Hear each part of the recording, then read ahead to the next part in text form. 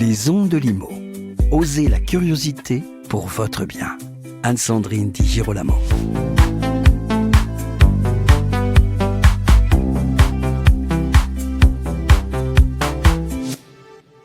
En direct des plénières associées de Finance Conseil, j'ai le plaisir de recevoir Sophie Autongue, directrice générale adjointe.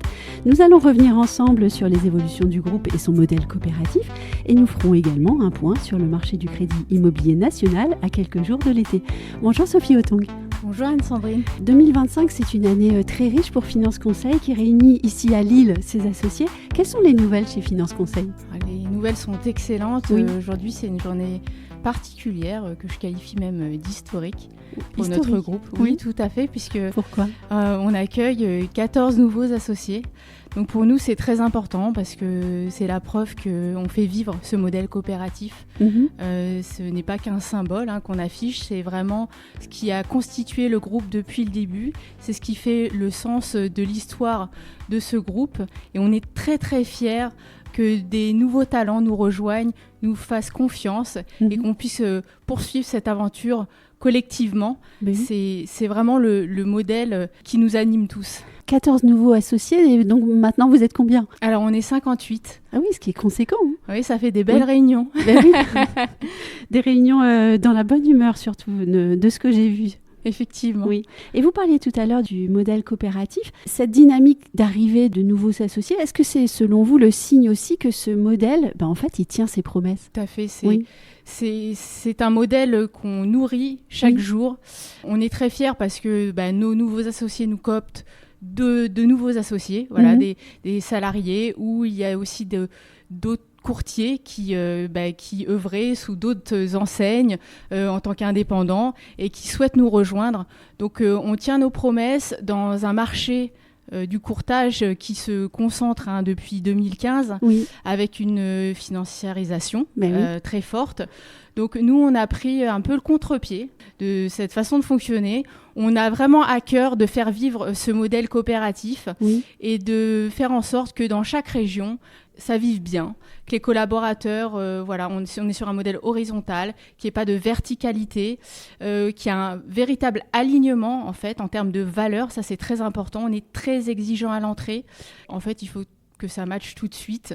Sinon, on peut pas, ça ne fonctionne pas. C'est ce qui fait que le modèle perdure, parce que effectivement, si on intégrait des gens qui nous ressemblaient pas, forcément, ça se déliterait. Donc ça, c'est un modèle atypique.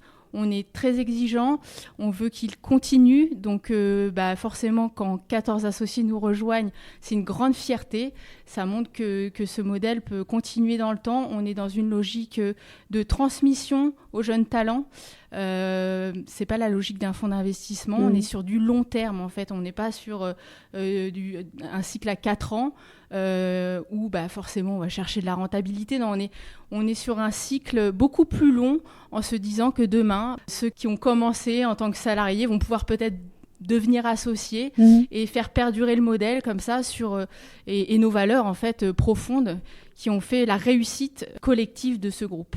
Tout à l'heure, vous évoquiez les valeurs. Alors, quelles sont les valeurs de Finance Conseil ? Les valeurs de Finance Conseil, comme je vous l'ai dit, on fonctionne de manière horizontale, donc c'est de manière collective. C'est beaucoup d'humain, c'est de l'échange. Le modèle coopératif, on prend du temps en fait pour échanger. On ne décide pas de là-haut, de manière verticale, c'est comme ça. On fait des groupes de travail et puis on mutualise les forces. C'est l'intelligence collective qui nous fait grandir tous et c'est comme ça qu'on bâtit notre stratégie.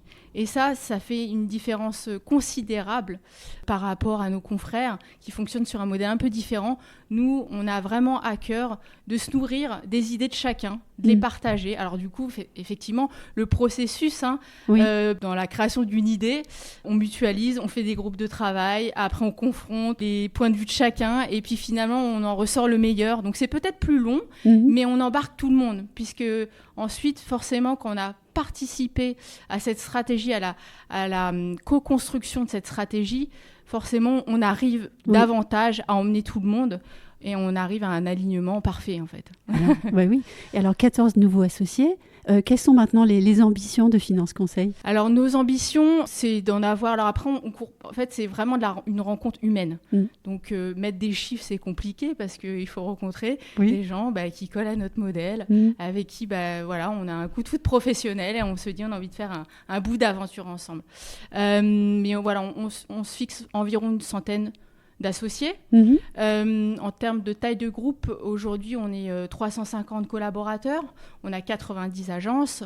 On veut fonctionner de manière artisanale. Donc, on se dit 11 régions qui vivent bien, avec une dizaine d'agences, 4-5 collaborateurs. On continue à fonctionner de manière artisanale, c'est-à-dire... on est en proximité, c'est ça qui est important aussi dans le modèle coopératif, c'est qu'on est vraiment dans le tissu économique local, en proximité avec nos partenaires, nos clients, c'est ce qui nous tient à cœur. On est dans les grosses agglomérations, mais pas que, en fait. On aime bien être proximité avec l'ensemble de nos partenaires, quels que soient les territoires, et ça, c'est vraiment la vertu du modèle coopératif. Donc des courtiers bien dans leur territoire. Exactement, bien ancrés, en relation constante avec nos partenaires locaux. Et ça, c'est important. Et puis de faire vivre, parce qu'on fait du crédit professionnel également chez Finance Conseil. Donc, on aide à l'ouverture d'un commerce. Donc, c'est la vie économique locale au sein d'une ville. Ça peut changer vraiment la physionomie d'une ville. Et ça nous tient vraiment à cœur. C'est l'ADN profond de Finance Conseil. On a commencé en 2006 sur le crédit professionnel.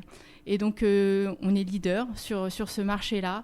On accompagne toute typologie de professionnels. Et vraiment, ça, c'est ce qui fait aussi notre différence par rapport à d'autres confrères. Et donc oui, je le dis ici parce que en fait aujourd'hui on va enregistrer toute une série de podcasts et donc on va aussi parler du crédit professionnel. Est-ce que vous êtes maintenant d'accord pour faire un point sur le crédit immobilier ? Avec grand plaisir. Oui, alors la première question. Depuis juin 2024, la BCE a abaissé ses taux directeurs à 8 reprises, ce qui est quand même intéressant. Et puis, elle a ramené son taux principal de 4% à 2%.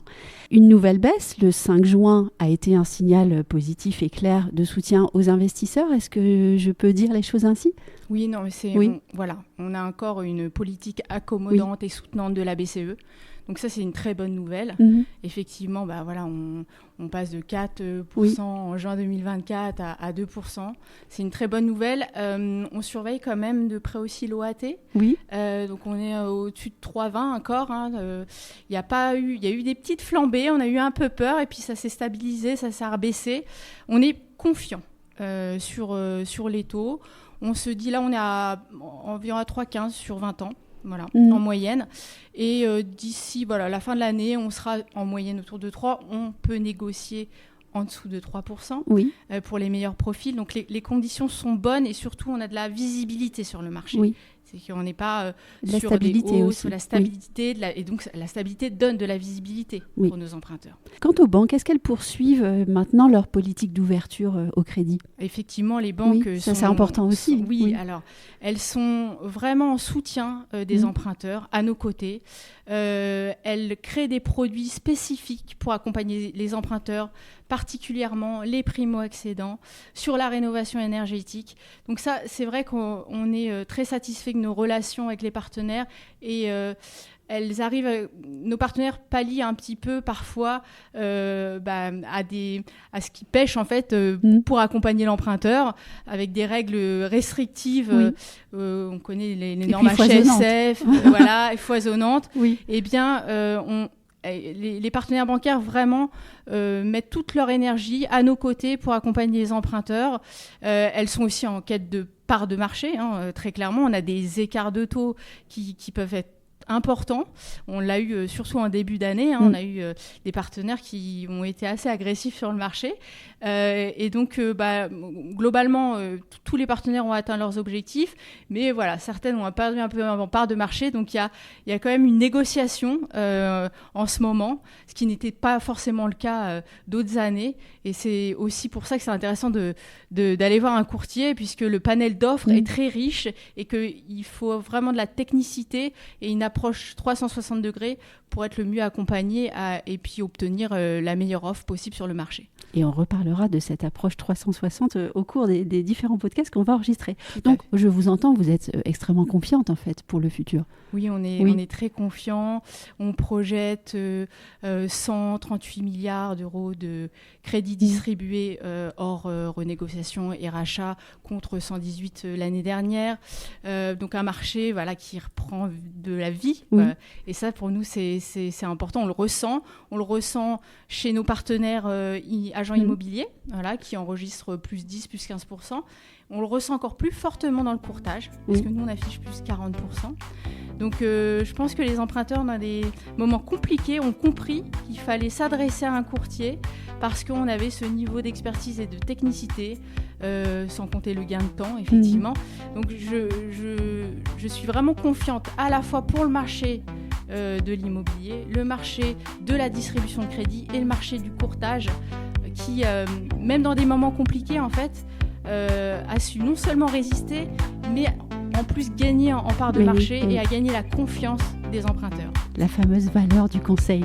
Effectivement. Merci beaucoup Sophie Autongue, c'est toujours un plaisir de vous entendre. Et puis à vous toutes et tous qui nous écoutez, à très vite pour un nouvel épisode. Merci beaucoup Anne-Sandrine, à bientôt.